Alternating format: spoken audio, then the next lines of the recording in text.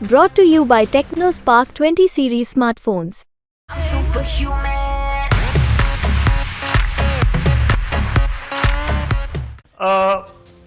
देखिए,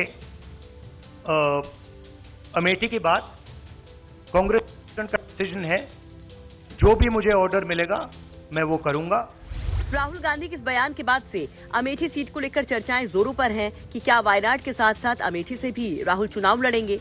सवाल ये भी कि क्या राहुल अमेठी से मैदान में उतरकर कांग्रेस की सीट पर वापसी कर पाएंगे, क्या वो स्मृति ईरानी से अपनी हार का बदला ले पाएंगे। तो इस पर सी वोटर के संस्थापक यशवंत देशमुख ने बड़ा दावा किया हमारे खास कार्यक्रम मंच में। लेकिन अगर भाजपा 50 के ऊपर ही है तो आप 40 हैं कि 45 हैं कि 46 हैं, उसका बहुत ज्यादा फिर फर्क नहीं पड़ेगा सीटों के ऊपर।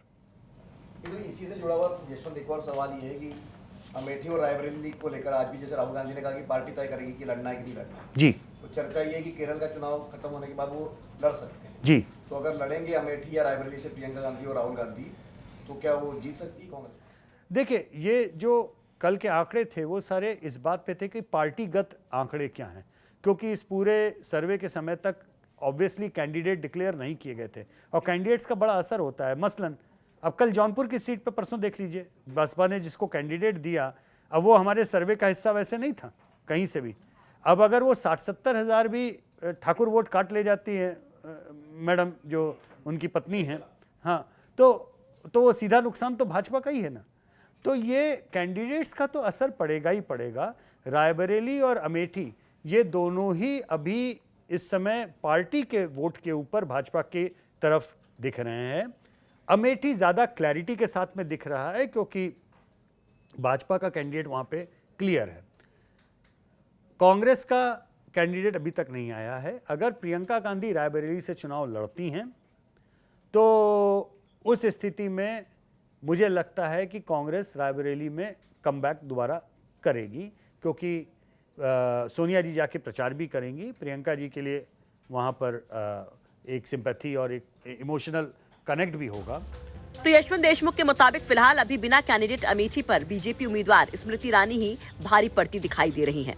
लेकिन राहुल गांधी के मैदान में आने से मुकाबला रोचक हो जाएगा। हालांकि अभी भी उनके मुताबिक पलड़ा स्मृति ईरानी का ही भारी रहेगा, जबकि कांग्रेस के दिग्गज नेता जयराम रमेश के मुताबिक अमेठी की जनता राहुल गांधी को चाहती है और 2019 के चुनाव पर जनता को अफसोस है।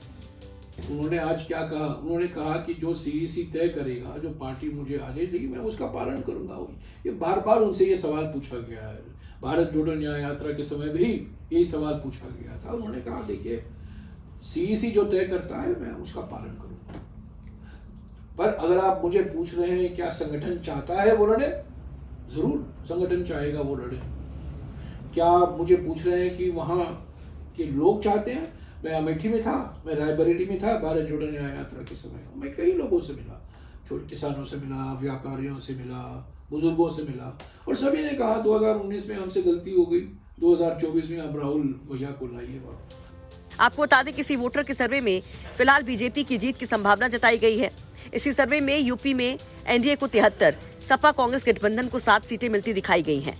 एनडीए को 51% वोट, जबकि इंडिया को 38% वोट मिलने की संभावना जताई गई है। बसपा को 4% वोट मिलने की संभावना जताई गई है। वैसे आपकी क्या राय है? क्या अमेठी से राहुल गांधी मैदान में उतरेंगे? और अगर वो यहाँ से चुनाव लड़ेंगे तो क्या समीकरण होंगे? कमेंट बॉक्स में अपनी राय जरूर रखिए। ब्यूरो रिपोर्ट, यूपी तक।